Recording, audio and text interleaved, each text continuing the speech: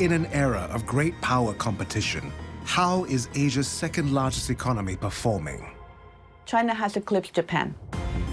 But Japan has an ambitious comeback plan. 我が国はこの地域におけるルールに基づく自由で開かれた国際秩序の維持強化に向け、自由で開かれたインド太平洋を進めてきました。And it's a plan that will transform Indochina with a series of ports, rails, roads, industrial parks, and educational institutions. The country which has the greatest stake in the success of EEC, apart from Thailand itself, is Japan. With geopolitical tensions on the rise, how does Japan's plan impact its relationship with China? They're definitely not decoupling from China, but they are selectively recalibrating their footprint in China. As the political temperature heats up, will Asia's two powers compete or collaborate? And what does this all mean for nations in ASEAN?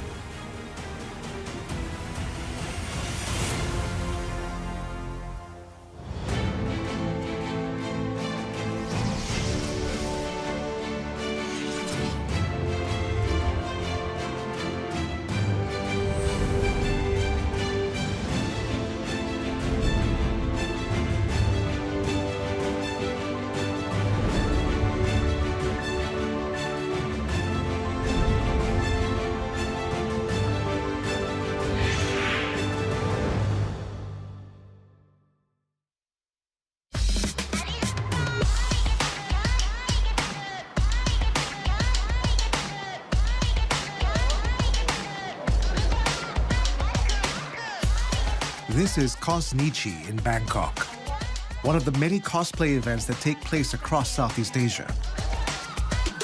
เป็นงานที่เกี่ยวกับการ์ตูนอนิเมะคอสเพย์และสินค้าจากทางญี่ปุ่นทั้งหลายนะครับถ้าในไทยเหรอคะก็ค่อนข้างเยอะอยู่นะคะเพราะว่าเอาจริงๆคือกระแสมังงะ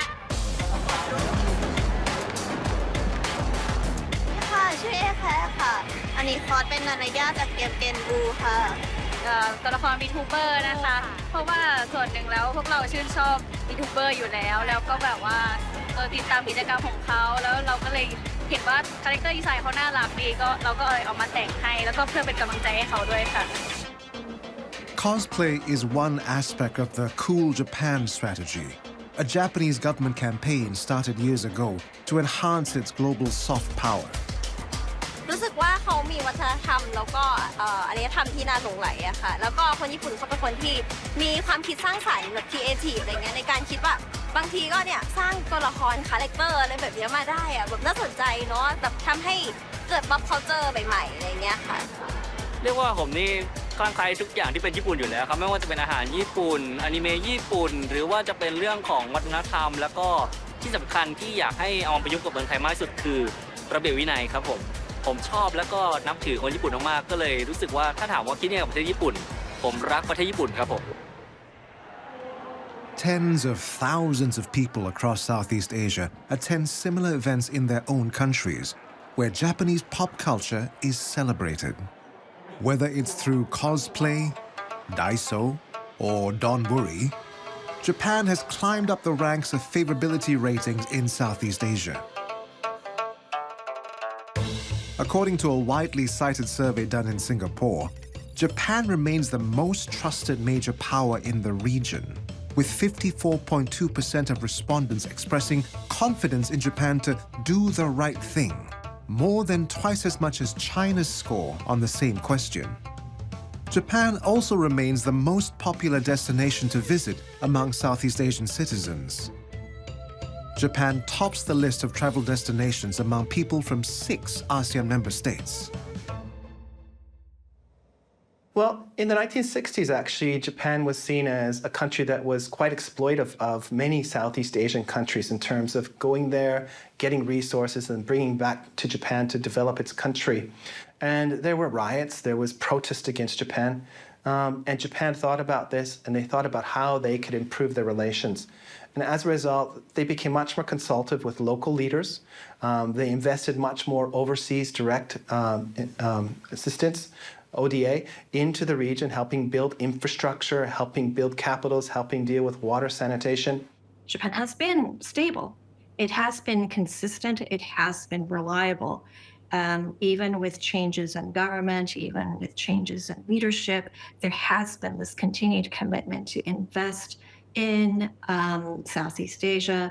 That cannot be done just by rhetoric. It also cannot just be done by one administration. It has to be done continually, and Japan has really succeeded in doing so over the past decades. But goodwill does not translate into economic clout. According to a poll conducted by Japan's Foreign Ministry in Southeast Asia, when asked which among the group of 20 leading economies will be an important partner in the future, 48% chose China, while 43% picked Japan. Japan, a long-time economic power in Asia, has some concerns about being edged out. China has eclipsed Japan, no question about it. China became the second largest economy. It's also the largest goods trading partner for most economies in the region. China has been seen as a rising power and Japan as a stagnating one. But on the other hand, there are a number of under-the-radar metrics that's important to highlight that actually portray a very different picture, where Japan has not been eclipsed, when Japan makes important contributions and sometimes pulls ahead of China. What I have in mind in particular are the competitiveness that many Japanese firms have in advanced technologies. And I think this has become very evident now that we're so focused on supply chains, particularly the semiconductor industry, where you can see that Japanese companies play a pivotal role in the supply chains. There's also the other area where I think that the metrics point to Japan having a larger role is when you look at the infrastructure finance. Japan's infrastructure financing is an ambitious plan that will change how business is done in Indochina. Under the country's signature foreign policy initiative, the Free and Open Indo-Pacific, Japan will build two major transport and industrial corridors in Southeast Asia.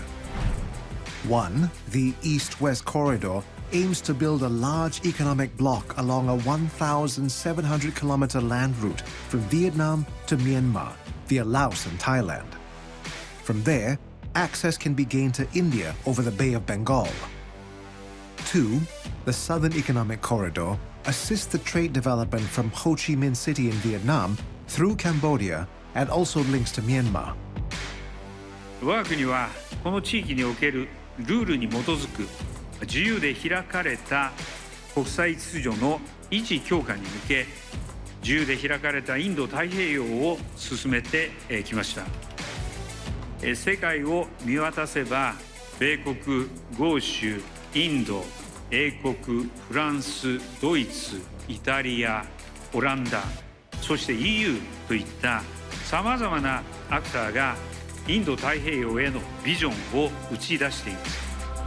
志を同じくする国々が大きなビジョンを共有した上で、誰かの押し付けではなく、自らの意思でそれぞれの取り組みを進める。それこそが包節性、インクルーシブネスを基本とする自由で開かれたインド太平洋、OIP の考え方です。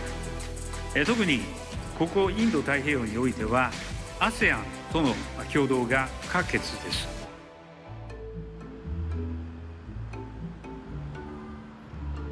Thailand has partnered with Japan for many years in its economic development, and it is an important country in Japan's vision for a free and open Indo-Pacific.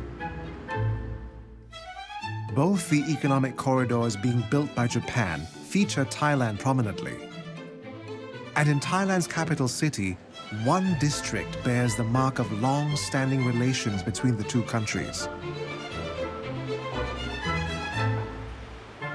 Little Japan in Bangkok is the area in Sukhumvit that comprise a lot of places where Japanese people come to spend their time.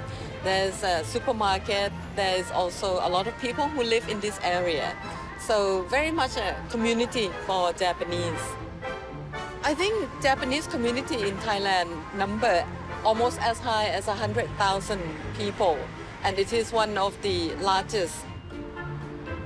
The Japanese expats have built a strong community here that feels like any neighborhood in Japan. Within ASEAN, Thailand has the largest share of Japanese companies. Nearly 6,000 of them operate in the kingdom. If we look at foreign direct investment in Thailand in the 80s, you can see that Japan was probably one of the major investors in addition to the US and some European countries and companies at that time. But Japan was very serious in the sense that not only that it pioneered the industry of automotive in Thailand, Japanese investment also expanded in other areas, electronics as well. And the firms that invest in Thailand also expanded from the kind of the big firm like Toyota, Mitsubishi, all those big car companies. But later on, it also brought in suppliers of those companies. So Japanese companies' investment in Thailand is quite both wide and deep. Deep in the sense that it also brings their suppliers to invest in Thailand, and broad in the sense that it has also a lot of companies in various sectors. Japan is Thailand's largest foreign direct investor to date. So extensive are Japanese businesses that Japan has set up not just one, but 2 institutes of higher learning in Bangkok to train manpower. This is one of the 2 Kosen, or engineering schools. We adopt from the Kosen, Japanese Kosen, that how we can foster our student to be an innovative practical engineer for our industry and society. Japanese and Thai teachers implement a unique curriculum that has proven to be effective back in Japan. I'm a graduate of Toyota Kosen, and I'm very proud of my mother college. So when I heard this job, I really like to go to Thailand to teach my juniors, my young students. I'm teaching the computer programming on the microcontrollers in automation engineering. So students are very interested in the robotics or some kind of automation programming, not only the software, but also the hardware, the electronics. I think we can provide students with not only mere, kind of a toy programming, but also the industrial level programming or hardware. Japan's commitment has always been to ensure that it invests not just in the project itself, but also in the communities that it invests in. It also invests in workforce development, which is really key. แล้วก็ภาคปฏิบัติซึ่งการที่มีภาคปฏิบัติมันทำให้เข้าใจในเนื้อหาที่เรียนมากขึ้นแล้วก็เราจะไม่ได้แค่รู้อย่างเดียวแต่ได้ลงมือทำจริงซึ่งมันก็จะทำให้เกิดความสนุกครับไม่น่าเบื่อแล้วก็สามารถที่จะเอาทักษะเหล่านี้ไปใช้ทำงานได้เลยครับ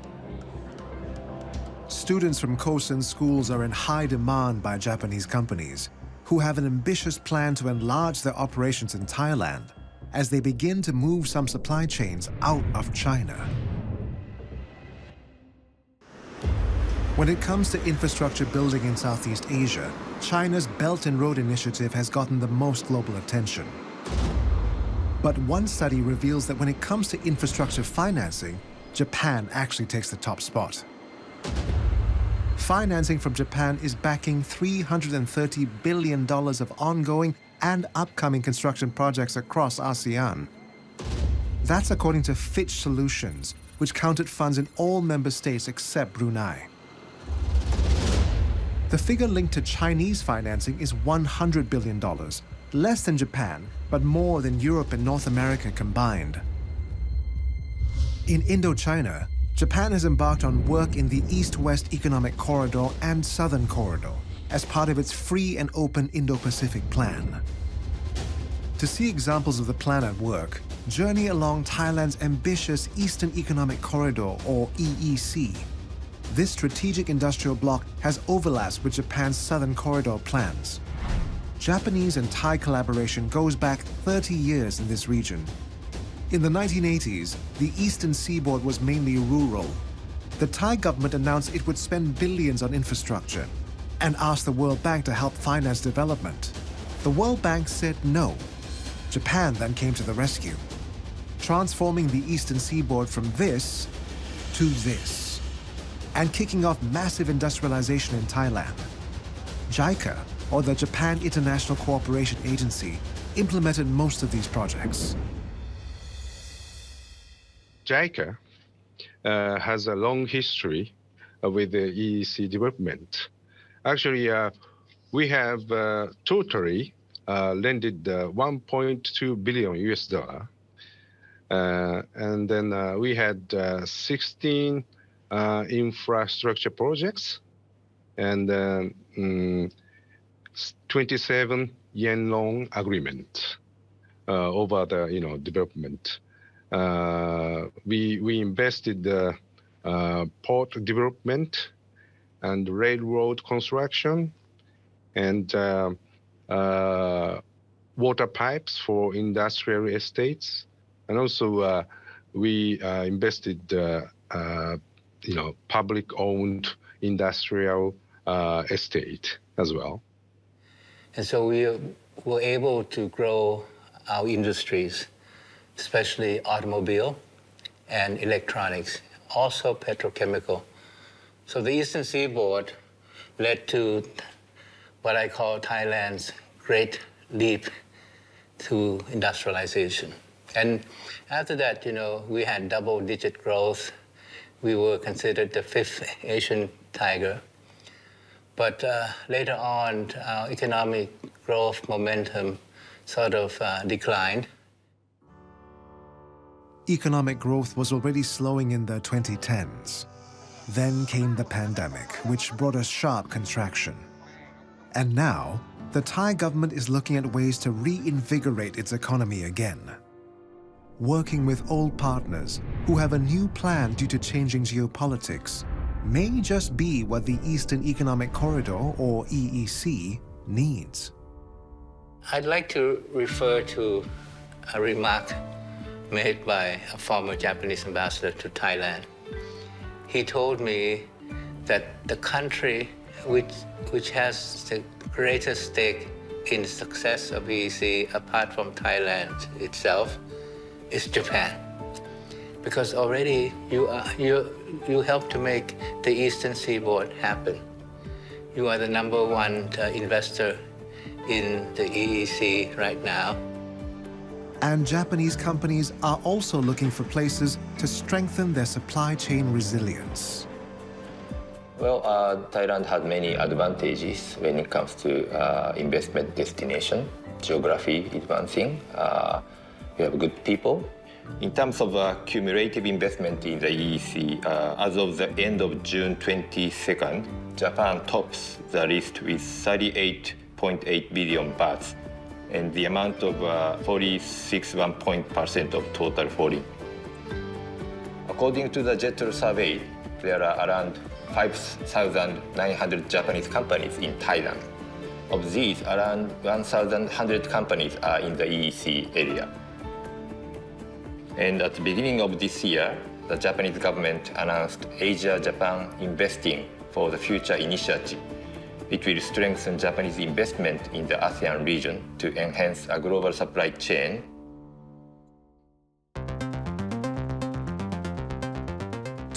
May 2022. The Thai and Japanese governments and industrial titan Mitsubishi host a major event to celebrate the 135th anniversary of the establishment of diplomatic relations between Thailand and Japan. Hundreds of businessmen from both countries attend. The key focus was unveiling plans for Manufacturing 4.0. We're implementing this policy called Thailand 4.0, which is to move towards innovation, high technology, to go up the value chain. Mitsubishi has worked together with the EEC team to set up a center to demonstrate how Manufacturing 4.0 works. Manufacturing 4.0, or somebody call the Industrial 4.0, it's just how we connect all of the machine from shop floor and link it to the IT system. In the past, the manufacturing here, we are talking about the labor incentive. And most of the production line, the worker or human involved in all of the station to input something. But today, in order to improve the efficiency, sometimes we can understand that labor have more error than when we compare with the robot. So we are trying to change. Mitsubishi partners with 75 other companies in Thailand to offer industrial solutions for Manufacturing 4.0.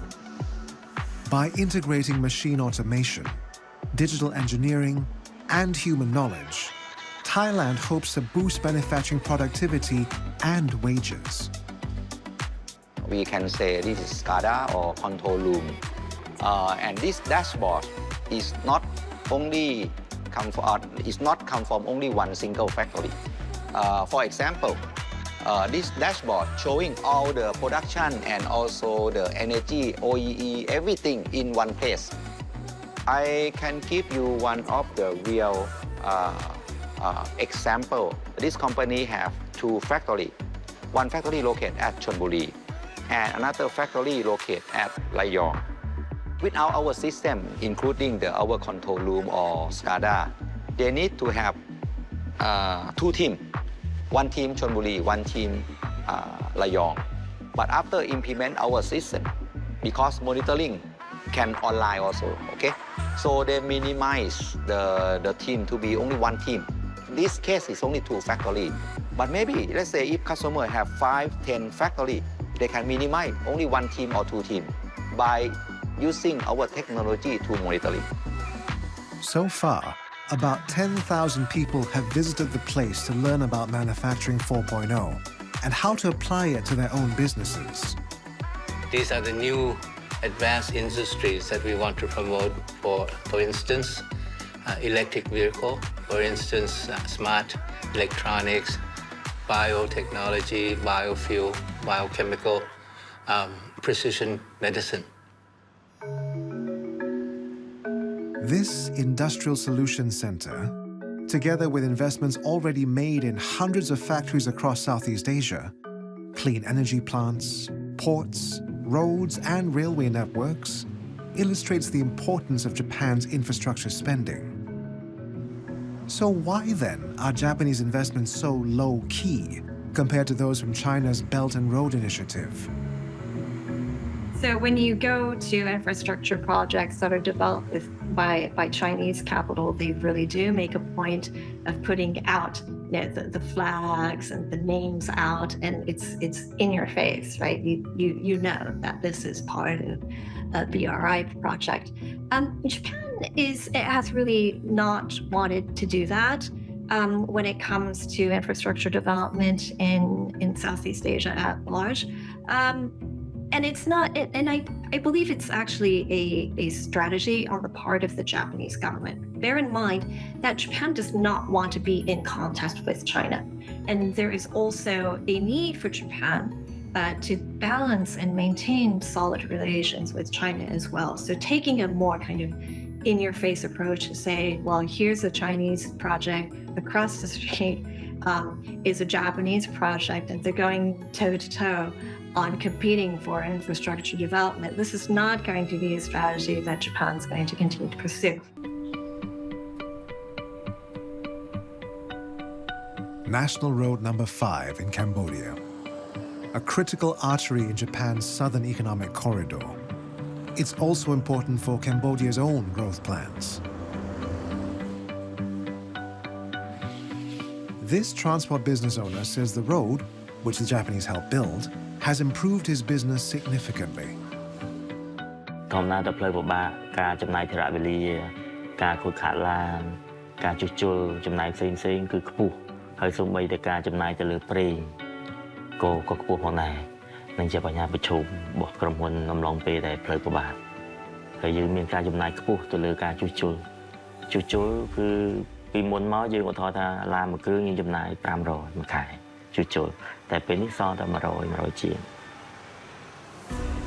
According to the World Economic Forum's 2019 competitiveness ranking, Cambodia has a score of 3.6 out of 7 on road quality, the second lowest score in the region. To change that, work is currently underway to expand the 390-kilometer two-lane road linking the capital, Phnom Penh, to Point Phet on the Thai border. Tekken Corporation, a Japanese construction company, is working on a section of that road. 現在我々は国道5号線の改修工事をしており、工事内容としては工事延長 44.1 キロを既存の2車線から4車線へ拡幅し、15の橋梁を含むボックスカルバートなどの構造物で構成されております。 The main challenge for the ongoing work is the impending rainy season. The construction will need to stop when the rains arrive, causing costly delays. So for the engineers, it's a race against the clock to get the road completed.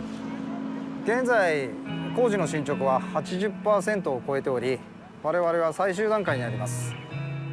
現在後ろに見えている通り舗装をしておりますが、この舗装は3層あるうちの一番上の層を現在施工しております。我々はカンボジアのエンジニアに日本の技術、日本の工事の進め方を伝えなければなりません。また、雨季のあるカンボジアでどのように工程を管理していくか、どのようにキャッチアップしていくか。Another 47-kilometer stretch of road, including 8 bridges, has been completed by another Japanese company also working on the project. It was completed 1 month earlier than contract period by great support of Cambodia government, Embassy of Japan, JICA, and KEI, the engineer. As a result, it contributed to development of Cambodia economy through smooth logistics. The road has sped up transport time from Cambodia to neighboring Thailand, bridging Japan's southern economic corridor. It's also enhanced supply chain resilience across the region. The wages of Thailand people getting higher and higher. They have to shift to more high-value added, industry product. And then if we build a southern economic corridor, we can make, supply chains, because Vietnam, Cambodia, Thailand, and then Myanmar, they have different stages of economy, right? And then they have a different, price of wages. So they can build supply chains according to the, how much they can put value on the products. So it's kind of a transformation of Thai economy, and also transformation economy of other, surrounding countries as well. The Japanese road projects in the Southern Economic Corridor also connect to an area long dominated by Chinese businesses, and that's Sihanoukville. It's a place well known for Chinese casinos, real estate developments, and restaurants. But the new port project there will be funded by Japanese loans. The deal was inked in August 2022. Japan will lend Cambodia close to $400 million to develop what the Cambodian government describes as a principal deep-sea port for Cambodia and the region. Economies in the region have benefited from the Southern Economic Corridor. And for Japan, the investments have a strategic purpose. Cambodia's warm relations with China are well documented. In June 2022, China's funding of the redevelopment of a Cambodian naval base raised concerns about its military footprint in the South China Sea. I think even for Cambodia, who's often understood as a client state of China, would like more strategic autonomy in their decision-making. And this is why they've welcomed Japanese investment. And Japanese investment through the region is not just in Cambodia. We have a north-south infrastructure project. We have an east-west infrastructure project. And it speaks to this idea that the more infrastructure connectivity we have within ASEAN, that we can dilute, or Japan would like to dilute, the influence of China, but also, again, make Southeast Asian countries more integrated. Is the objective of Japan's free and open Indo-Pacific plan to counter China's Belt and Road Initiative? With the Free and Open Indo-Pacific and the Belt and Road Initiative, what you have is the two largest Asian powers really honing their economic statecraft. And what they're doing is they're trying to tackle a major need in the region, and that is the gap in infrastructure finance, and in so doing shape the regional architecture. So clearly they interact with one another, they're influenced by each other. Now, it's important to highlight that neither China nor Japan has made these a zero-sum competition, so that if you participate in the Belt and Road Initiative or you participate in the Free and Open Indo-Pacific, you have to abstain from engaging with the other. And I think that actually is a very savvy way to pursue competition, because it enables all regional actors to benefit from the larger supply of investment capital. I think Southeast Asia is caught between two big elephants that are not getting along so well, the US and China. And we have a saying that, when two elephants fight, it's the grass that get destroyed. So I think Southeast Asia would be looking at Japan as a kind of a third power that has a lot to offer. It has already done a lot for countries in this area. So in the sense of the US trying to become more aggressive in this area, and the two countries trying to make Southeast Asian countries choose sides, I think countries in this area are aware that they cannot choose sides because we depend on all those countries. So having a more neutral third party in the geopolitics of Southeast Asia would be quite beneficial to our countries. We're in an era of great power competition, and Japan has launched an ambitious, free and open Indo-Pacific strategy. Together with the United States Indo-Pacific Economics Framework, the two policies promise to step up engagement in Southeast Asia significantly. The Indo-Pacific Economic Framework that was put forward by the United States allows Southeast Asian countries and participating states to choose what they would like from a menu of different forms of cooperation, whether it's sustainability, whether it's environmental cooperation, whether it's in anti-corruption activities. So this is a really, I think, complementary approach to thinking about the free and open Indo-Pacific strategy that is focusing on creating a rules-based order.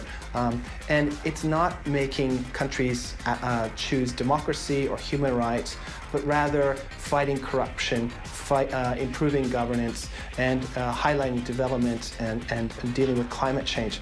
That is very much in line with how the Japanese would like a rules-based system to move forward.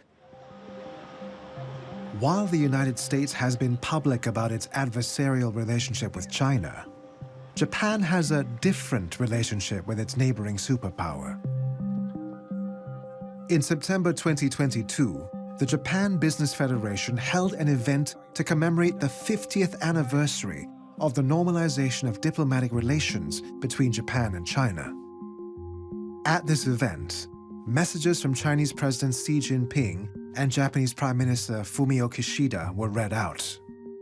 Both leaders did not attend any celebratory events personally. There was going to be three options. One was going to have a full fanfare celebration, one leader going to the other country and really celebrating this. or had relations really soured, really making a point of criticizing the other and taking a firm stance on the offensive. What we have seen instead is a kind of watered down, not a lot of public celebration. There is still a great concern about what is happening in China today. Chinese economic coercion has certainly been a grave concern for Japanese businesses and the Japanese government. There's a lot of concern about China's aspirations for Taiwan. So as we have these, it is a milestone. 50 years is not, that's certainly a historic event. But if we are to look at, if that is seen as an opportunity to look forward, there are a lot of uncertainties and a lot of risks ahead between the two countries. Despite the risks, the two countries must grapple with economic realities. Take Japan's tourism sector, for example. Before the pandemic, almost 10 million Chinese people visited Japan annually, making up about 1/3 of all spending by foreign tourists, and prompting some soul-searching by the Japanese media on whether the Japanese tourism industry was over-reliant on China. Then there is the immense bilateral trade. In 2021, China remained Japan's biggest trade partner. Japan was China's second-largest trading partner when measured by country, with the trade volume totaling $371.4 billion, a historical high, according to China Customs. Businesses want to be part of the China miracle. China has pushed about 400 million people into the middle class. They're consumers and they consume Japanese products. So corporate Japan wants to be part of the China story. But they also understand the declining benefits of being part of that market. One is costs associated with the 4-to-1 problem in China, the demographic challenges in China. Two is geopolitics have made the relationship more unpredictable. And three, issues like the COVID-19 pandemic has highlighted that Japan shouldn't put all its eggs in one basket. With the zero COVID policies and shutting down and disruption of supply chains, Japanese businesses were affected. So what we see now is that Japanese businesses are building in China for Chinese, by Chinese, with Japanese technologies, and they're selectively diversifying to Southeast Asia and South Asia to build and to make products for consumption in those local markets. So they're definitely not saying no, and they're definitely not decoupling from China. But they are selectively recalibrating their footprint in China and in the region to deal with those challenges I mentioned.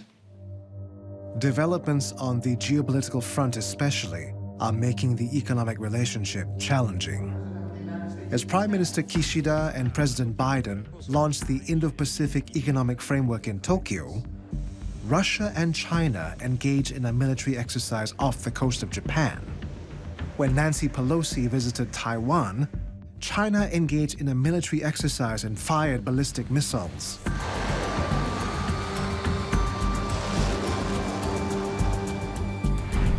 Five of them landed in Japan's exclusive economic zone, according to Japan's defense minister. The proportion of Japanese people holding an unfavorable impression of China stands at a record high of 87%. The perception that China represents a major security threat to Japan is very high now. And this should not come as a surprise.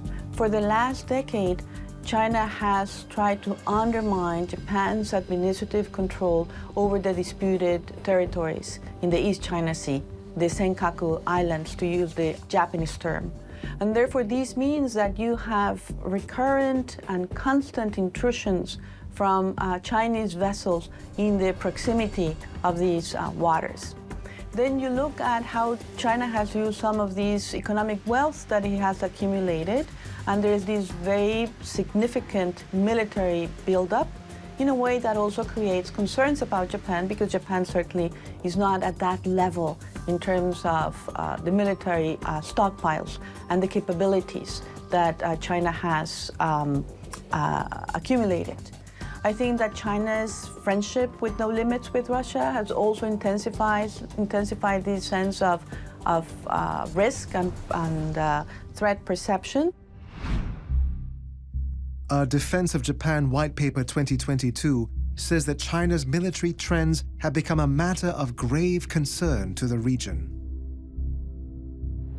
And so Japan has pledged to increase its military spending, both at home and also abroad. 这将严重违背和平宪法和专守防卫政策，严重威胁亚太地区的和平、安全与稳定。日方应该认真汲取历史教训，坚持走和平发展道路，切实尊重亚洲邻国的安全关切，在军事安全领域谨言慎行。 以真正取信于邻国和国际社会。 Looking on the bright side, there's the Regional Comprehensive Economic Partnership, encompassing 15 Asia-Pacific countries and includes both Japan and China. It's supposed to help companies from both sides better access each other's markets through things like lower levies. There's also the Comprehensive and Progressive Agreement for Trans-Pacific Partnership, or CPTPP. The CPTPP is version 2 of the Trans-Pacific Partnership and got renamed after the US pulled out. China has applied to be part of the CPTPP in September 2021, but that application is likely to be a political minefield.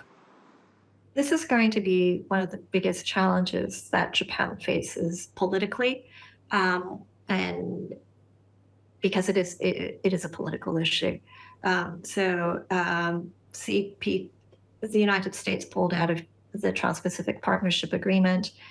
Japan was really critical to ensure that the 11 remaining countries stayed committed to CPTPP. Now we have a situation where not only has it come into fruition, 4 other governments, including China as well as Taiwan, the United Kingdom, and South Korea are wanting to join this. So Japan has a lot of say in how this accession issue is going to be approached. I believe that the most prudent way for Japan to deal with it is going to be to kind of like prolong it as much as possible. Because the challenge is going to be, how do you deal with the application of both China and Taiwan, right?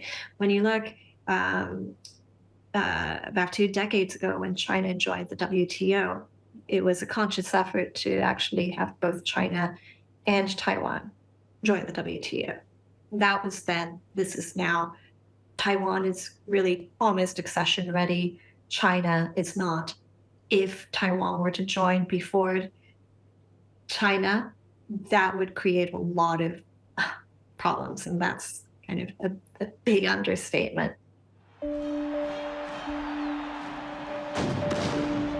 With a dragon at its doorstep, there are no easy answers for how Japan should engage China. Well, in terms of deterrence, we see a deepening of the US-Japan alliance, but we also see Japan working with Australia and the UK in terms of a reciprocal access agreement. In terms of resilience, we see Japan working with other countries to build resilience into supply chains, to find opportunities to migrate some of the semiconductor manufacturing out of Taiwan. But at the same time, they're engaging. They've signed the Regional Comprehensive Economic Partnership with China. They're open to non-traditional security cooperation on climate change, anti-piracy, illegal fishing, and I think even dealing with the next transnational disease, whether it's COVID-20 or 21. I think that is their strategy. Engage as much as possible, build resilience into the relationship, but also have that deterrence capabilities to build stability in the relationship so we don't have a Ukraine crisis in the Indo-Pacific region. What's really important is to have a functional and stable relation with China. Because in essence, Japan is reconciling many different equities when it's thinking about the relationship with China.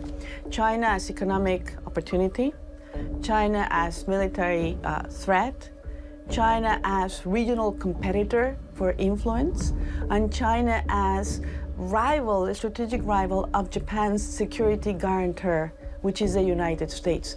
When you think about all these different equities, I think you can understand why the priority is to have stable, functional relationship.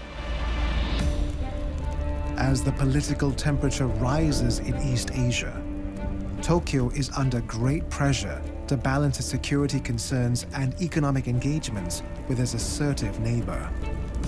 And in an era of great power politics, all eyes will be on how the free and open Indo-Pacific plan evolves.